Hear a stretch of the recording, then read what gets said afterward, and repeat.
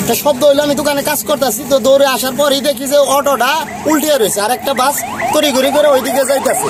তো high choice হবে, তো আমাদের এই যে জায়গার সাইড ভাই আসলো একটা অটো নিয়ে তারে ফিরানোর চেষ্টা করলো, ওই অটোর উপর দিয়ে সে দিতে চাইলো এই বাসালাই।